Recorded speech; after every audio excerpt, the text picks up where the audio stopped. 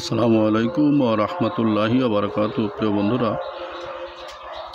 আপনাদের আজকের একটা ভিডিও দেব, খুব জরুরি ভিডিও, ইনশাআল্লাহ খুবই উপকারী ভিডিও, যা এতদিন আমি আপনাদেরকে দেই না, এই প্রথম। হ্যাঁ, ভালো করে দেখুন, দেখলে আপনারা চিনবেন গাছটি খুবই উপকারী গাছ। ভালো করে দেখুন, এই যে গাছের ফল দেখুন, এটা একটা ছোটো গাছ, ফলও খুব ছোট ছোট রয়েছে, ফল এখনও বড় হয় নাই। এর সামনে 1-1.5 মাস পরে ফল বড় হয়ে যাবে। একটা বড় ফল আছে গাছটায়, আর একটা আছে, আমি আপনাদেরকে চিনানোর জন্য নিয়ে আসছি। রাস্তার পাশে, জমির আইলের পাশে এই গাছও আছে, দেখুন 2-3টে ফল। ভালো করে দেখুন, এই যে ফুল, সবসময় যেন মনে রাখবেন, যদি কেউ ব্যবহার করেন, এই ফুলটা যেন কেউ ব্যবহার না করেন। ফুলের থেকে সবাই দূরে থাকবেন, মনে রাখবেন ফুলটা কখনো কেউ নেবেন না, ফুলটা থেকে দূরে থাকবেন। ভালো করে দেখুন, এই ডালগাটায় একটা ফুল আছে, এই যে ভালো করে দেখুন, এই ফুলের থেকে আপনারা কিন্তু দূরে থাকবেন। সবাইকে দেখালাম, এবার বলি কি করবেন। অনেকের মুখে, গালের ভিতরে, শরীরে যেখানে সেখানে পাঁচড়া হয়, ঘা হয়। এই গাছের যে ফলটা আছে, এই ফলটার ভিতরে দেখুন একটা বিচি আছে। এই বিচিটা হাতে বের করে চাপ দিবেন, চাপ দিলে দেখবেন একটা রস বেরোয়েছে। রসটা আপনার ঘাড় উপরে ভালো করে চারিপাশে লাগাই দেবেন। 2 বা 3 দিন লাগান, ইনশাল্লাহ দেখবেন চিরজীবনতা সেরে গেছে, আল্লাহ পাকের রহমতে। আপনার বিশ্বাস হয় না, আপনি লাগায় দেখুন। অনেক অবহেলা করেন, হ্যাঁ কত কিছু করলাম, কত রকমের করলাম, কোনোটাই কোনো কাজ হলো না। হবে কিনা ভাই, আপনি চেষ্টা করুন, দেখুন, ইনশাল্লাহ কাজ হবে। আমি তো বললাম, আপনি লাগায় দেখুন, আল্লাহ পাকের অশেষ রহমতে ইনশাল্লাহ ভালো হয়ে যাবেন। আরেকটা বলি, অনেকেই গাছের পাতা শাক হিসেবে খাইতে পারেন।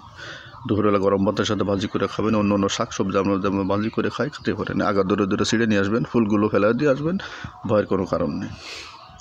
আরেকটা বলি, যাদের হাড়ের সমস্যা আছে তাদের জন্য বিশেষ উপকার করে। তারাও নিয়মিত আপনার এই পাতা রস করে খেতে পারেন। অথবা এই গাছের যে ফল আছে, ফলের ভিতরে দেখবেন একটা বিচি আছে, এই বিষটা যদি পাকাতে হবেন সবথেকে ভালো হয়। সকালে একটা খালেন, বিকেলে একটা খালেন, ইনশাআল্লাহ হাড়ের জন্য খুব উপকার করে। আর উপকার করে যাদের যৌন সমস্যা আছে, বিশেষ করে যাদের যৌন সমস্যা আছে, তারা এটিকে বেশি করে খাবেন। এই পাতা রস করে খাবেন, সকালে 2 চামচ, রাত্রে 2 চামচ, একবারে তুলে নিয়ে বেশি করে রস করে ফ্রিজে করে রেখে দিবেন। প্রত্যেক দিন খাবার ঘন্টাখানেক আগে ফ্রিজ থেকে বের করে ঠান্ডাটা কমায় দিয়ে তারপরে খাবেন, ইনশাল্লাহ দেখবেন যে বিশাল উপকার হয়ে গেছে। অনেকের হাঁপানি, শ্বাসকাশ, বিভিন্ন ধরনের কাশ আছে। কোনো ওষুধে আপনার এই হাঁপানি, শ্বাসকাশ কিছুতেই কমতেছে না, ইনশাল্লাহ কমে যাবে। কি করবেন, এই গাছ থেকে শুধু পাতা নেবেন, বেশি করে পাতা নেবেন, মুঠ ভরে পাতা নেবেন, নিয়ে বেশি করে রস করবেন।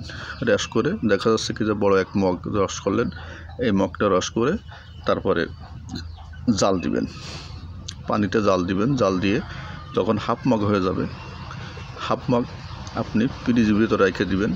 প্রত্যেক দিন দুবেলা খাবেন, অর্ধেকটা টানায় দুবেলা করে খাবেন, 2 চামচ মাত্র, সকালে এবং রাতে ভাত খাওয়ার পর সকালে বাসি পেটে।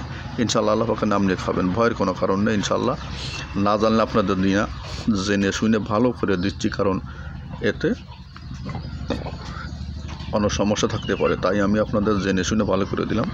এই গাছটির নাম হচ্ছে আপনার রসভরি গাছ, সবাই মনে রাখবেন রসভরি, আর আমাদের এলাকায় বলে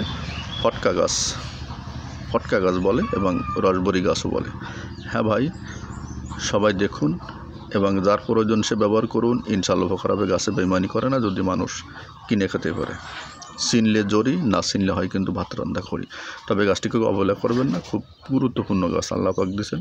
সবাই ভিডিওটি শেয়ার করবেন, শেয়ার করে দিলে অন্য মানুষ, ভাই বোন, মা বোন অনেক আছেন, খুব কষ্ট পাচ্ছেন, হাঁপানিতে, শ্বাসকষ্টে, ঘা পাশলায় কষ্ট পাচ্ছেন, তাদের জন্য বিশেষ উপকার হবে। আপনার জন্য আল্লাহ পাকের কাছে দোয়া করবে। আপনি একটা শেয়ার দিয়ে দিবেন, আর একটা লাইক দিবেন, আর আমার জন্য সাবস্ক্রাইব পারলে করবেন, না করলেও ধন্যবাদ, করলেও ধন্যবাদ। আসসালামু আলাইকুম ওয়া রাহমাতুল্লাহি ওয়া বারাকাতুহু।